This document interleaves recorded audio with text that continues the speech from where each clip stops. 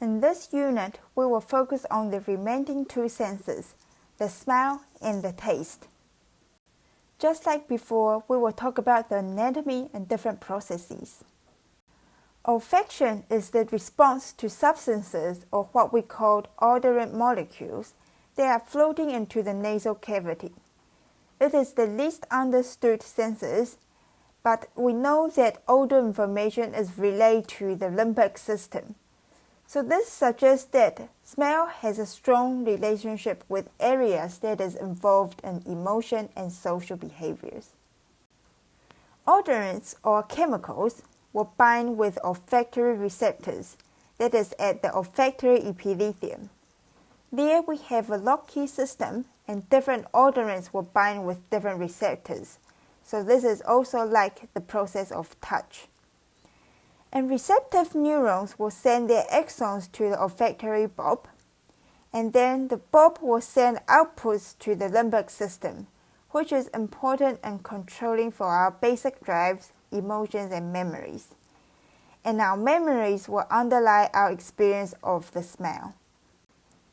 The olfactory epithelium right here contains different receptors and will bind with different odorants. After binding, the chemical changes within the cell will send signals to the bulb right here. And then it will send to the limbic system and primary olfactory cortex. You might wonder why dogs have better smell abilities. So research has found that they have more functional genes for receptors, so around 800 or more, compared to humans who have fewer than 400. The role of smell is also important in social behavior. In rats, it can help reveal the reproductive status of a potential mate. And in humans, there is also a link between sexual orientation and responses to smell. So testosterone or body odor can also activate the hypothalamus, that is responsible for sexual drive in heterosexual women and homosexual men, but not heterosexual men. Lastly, we will talk about taste. Taste works just in a similar way as smell.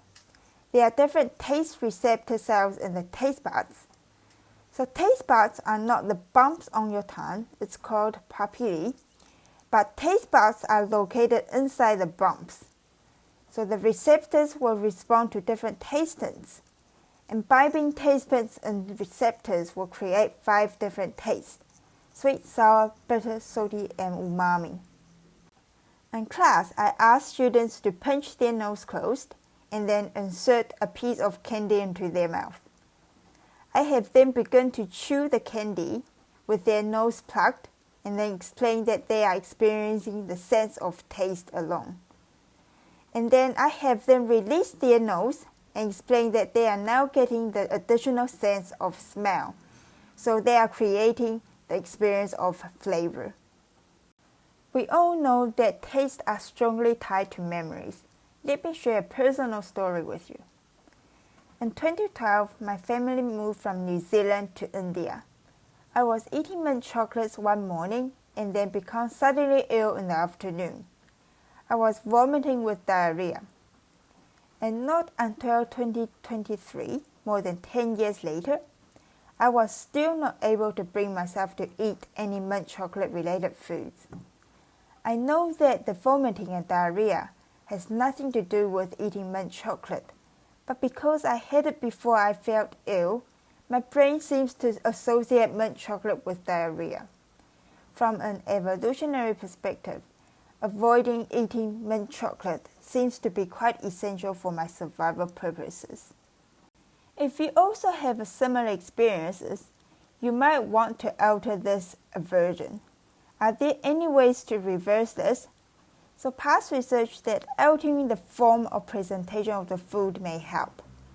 So when I was in my PhD graduation, I had an ice cream cone. So the ice cream cone's flavor is mint.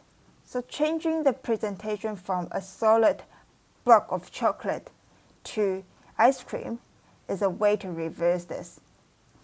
And then increasing your exposure to it may also help, as well as making new associations with it. because when I eat mint chocolate, I was feeling very happy and proud. So this positive food experience helped me reduce the aversion from mint chocolate. The last video in this unit will wrap things up by bringing all the senses together. We will talk about multimodal perception.